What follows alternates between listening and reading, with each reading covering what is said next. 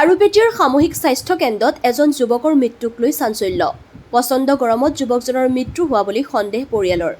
দৰঙৰ খাৰুপেটীয়াৰ সামূহিক স্বাস্থ্য কেন্দ্ৰত চিকিৎসাধীন অৱস্থাত আজি যুৱক এজনৰ মৃত্যুক কেন্দ্ৰ কৰি চাঞ্চল্যৰ সৃষ্টি হয়। মৃত যুৱকজন খাৰুপেটীয়াৰ জয়ন্তী নগৰৰ স্বপ্ন সাহা বুলি জানিব পৰা গৈছে।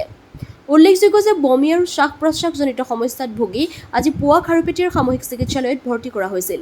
চিকিৎসাধীন অৱস্থাত কিছু সময়ৰ পিছতেই যুৱকজনৰ মৃত্যু হয়। উল্লেখযোগ্য যে খাৰুপেটীয়াৰ সামূহিক স্বাস্থ্য কেন্দ্ৰত ৰোগী অনুপাতে চিকিৎসক আৰু নাৰ্ছৰ সংখ্যা অতি কম।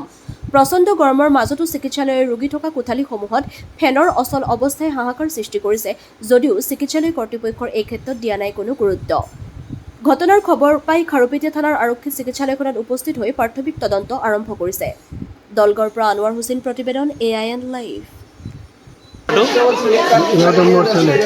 আপোনাৰ ল'ৰা কিমান বয়স? 30। কি হৈছিলে? বমি কৰি আছে। বমি কৰি আছিলে। হস্পিটেলত কেতিয়া আনিছিলে? 10টা বজাত আনিছিলে। তাৰপিছত কি হ'ল?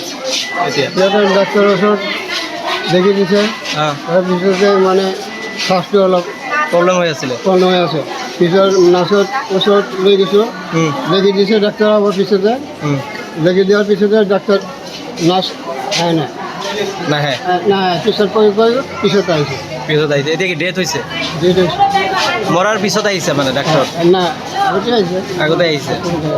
এইটো কি গৰমৰ কাৰণে হৈছে নেকি? মৰি গৈছে। মৰাৰ পিছতহে ডক্তৰ আহিছে। কি নাম ল'ৰাটোৰ?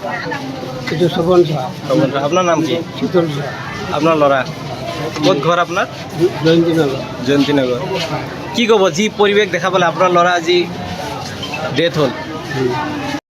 যিকোনো খবৰ আৰু বিজ্ঞাপনৰ বাবে যোগাযোগ কৰক 7896121996।